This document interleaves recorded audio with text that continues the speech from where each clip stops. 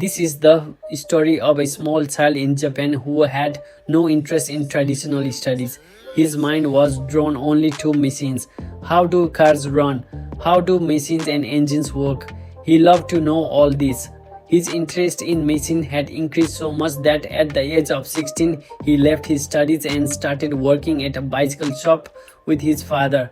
But when did the boy living in the dreams of cars stop working at a bicycle shop? One day this child saw an ad for a car garage company in Tokyo where a mechanic was needed, and then this child left home and set out to fulfill his dreams. This 16-year-old young man had gone to Tokyo to become a car mechanic, but he changed the future of the entire automobile.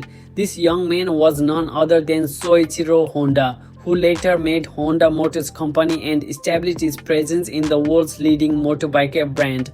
But how did Soichiro decide to travel from a poor family to Honda Company? How did this little boy working in a small factory become the owner of Honda Company? Born in Shizuoka, Japan in 1906, Soichiro Honda was the son of Gihei Honda, who was a professional blacksmith and also handled bicycle repairing. Born in a poor family, Soichiro has been involved in small repairs of his father's bicycle since childhood. Although his parents had a lot of expectation from Soichiro, but apart from studying, they were only interested in mechanical work. As a result, when he saw an ad for car garage company, he left school at the age of 15 and set out for Tokyo to fulfill his dreams. On the other hand, Soichiro was quite impressed by the fast-paced life in Tokyo, but nothing happened as he had imagined. He came to Tokyo with the aim of learning to be a mechanic, but being young at that age became the biggest obstacle for him. At the age of 8, Soichiro had to join as an intern. Here, the owner Yuzo Saka's wife did not give him the job of a mechanic, but seeing the little boy is sad, she certainly gave him the job of babysitting and cleaning. What would little Honda do in such a situation? This offer was not good, but with the failure, how would he go to his village? Just in this struggle, Soichiro spent many months, and then the time came when the work in the garage increased. Then the owner of the garage himself handed over the work of a trainee mechanic to Honda. To fulfill the demand of his automobile business, he started handing over a small task to Soichiro. This was the work that Soichiro wanted to learn from the beginning. Then slowly he started doing big automobile repairing work. Soichiro was so concentrated on his motor machine learning and skills that soon he started helping senior mechanics in the company. His passion for learning and talent was not only appreciated by the co-workers, but the owner of the company also understood Soichiro's capability and introduced him to the automobile business. He understood that this boy can do something big, so he taught Soichiro all the small and big things of vehicle repairing and business that could make him successful. As a result, at the age of 22, Soichiro became a successful branch manager. His knowledge was not limited to only bicycles and cars, but he also learned a lot about motorcycles and expensive brand cars. But he had an interesting turn in his life when he faced the world of sports cars. It was a field that pulled Soichiro toward himself. In 1923, when this company tested its luck in the field of racing cars, the company made two cars named R. Daimler and Curtiss under the leadership of Sakakibara. These cars were ready with a second-hand engine and were successful in winning the first prize in the 5th Japan Automobile Competition. From here, Honda's mind was also drawn toward motorsports cars. For the next 3 to 4 years, Soichiro worked in the art department. Life was going well, he had a good experience, but it was not enough for Soichiro. In 1928, he got a chance to open an art branch in Hamamatsu. Then he not only limited his work to automobile repairing but also worked on car modification and carved himself as an inventor. He was later known as Edison of Hamamatsu. He started this company with just one worker and in a few years reached up to 30 workers. Now he was not just a mechanic and driver, but he had also become an expert in car modification. But his good growth was shocked when his car turbocharged Ford had an accident during racing in 1936. In this accident, his left eye was injured and there were many fractures in the bones. Now he could neither participate in car racing nor could he repair for months.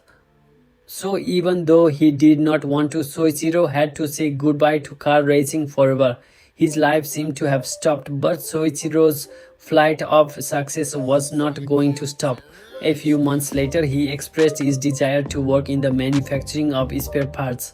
But investors did not like his business idea. He did not want to invest in a new venture because of the good profit he was getting from repair work.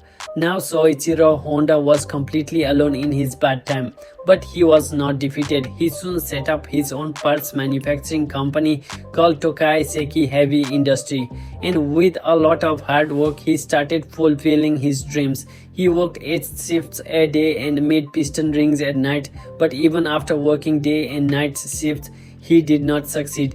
To get out of his situation, he enrolled himself in metallurgy study, and after 2 years of hard work, he finally succeeded in making the piston. When he felt that his difficult time was over, then a new difficult lightning struck him. His struggle did not end there, because there were still many faults in his piston, which Soichiro Honda did not even realize. Under the contract, when Honda sent its 50 pistons to Toyota Motor Company for quality check, only 3 pistons were approved. The rest were rejected. With this news, Honda broke. He had already left the job of 8 shifts, and now the contract had also gone from his hands. In total, he had neither a plan nor a solution to solve the faults. Even in this circumstance, Soichiro Honda did not let his courage break. He spent 2 years of his life understanding the needs of Toyota Motor Company.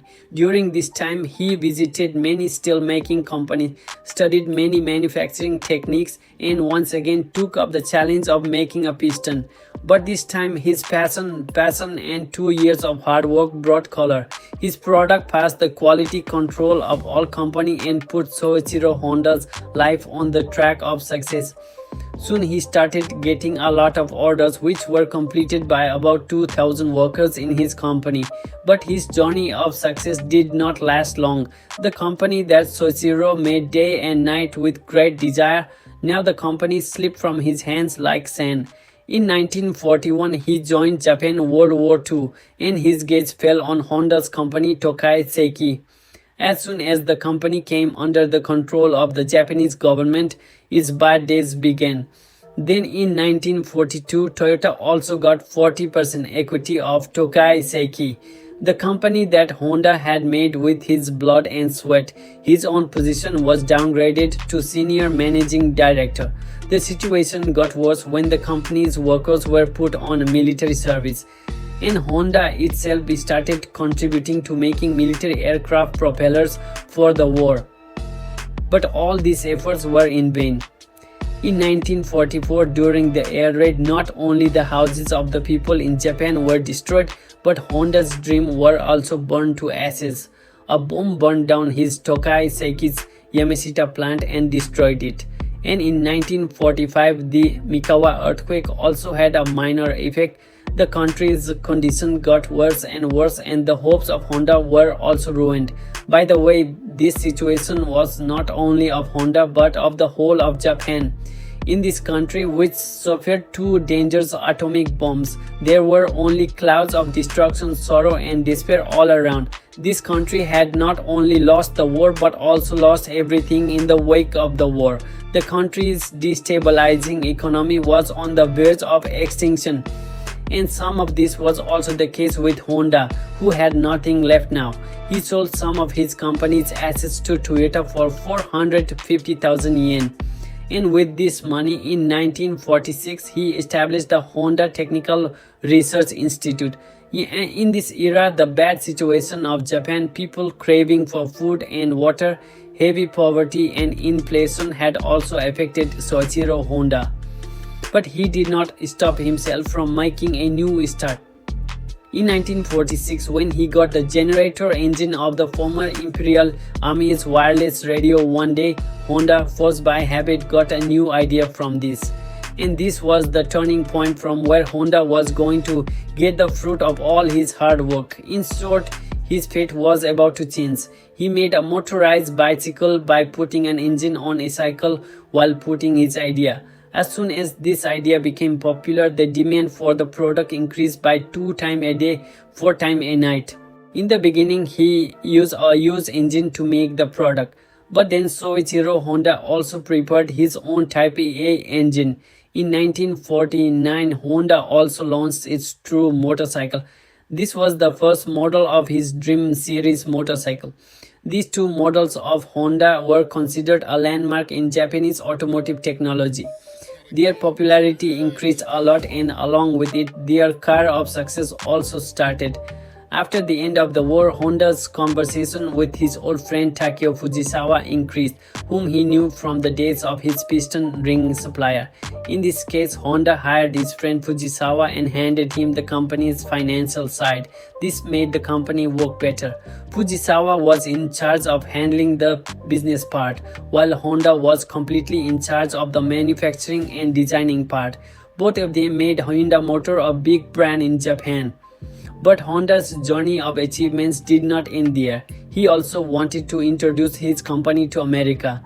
And when he was on a tour of Germany in 1956, he was interested in moped and lightweight motorcycles. Honda also wanted to make something like this for a long time, which meets the customer's budget and requirements. Working on this idea, Honda was first seen with a 50cc motorcycle in 1958, which he named Super Cup. This unique product of his made a buzz as soon as it came to the market.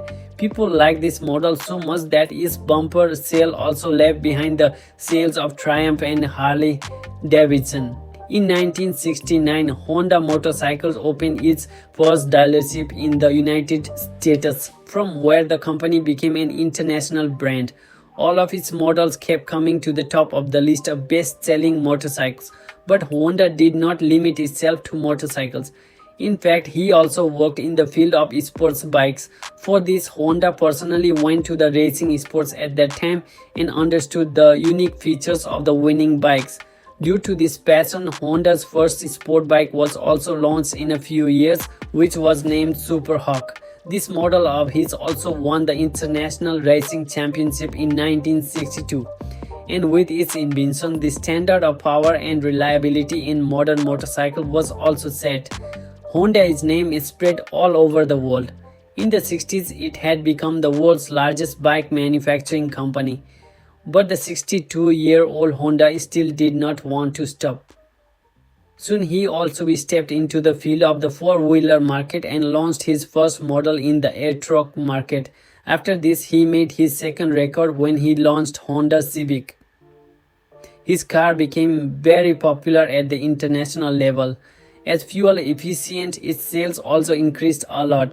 By the 80s, Honda also succeeded in making its name on the list of the world's largest four-wheeler company. In 1973, he retired from the position of Honda company, but his flourishing empire continued. In 1991, Soichiro Honda said goodbye to the world forever. He left the world, but his legacy remained intact. And soon this big company also stepped into India with the collaboration of Hero and captured the Indian market. This is the result of the best product of this company that today its net worth is close to $44 billion. With Honda's success, we learned that there is no option to give up. Along with that, the ladder of unlimited failure leads you to success, and its true example we get from the story of Soichiro Honda. Thank you for watching. I hope you liked this video. Don't forget to share this video with your friends. Do follow us for this type of contents.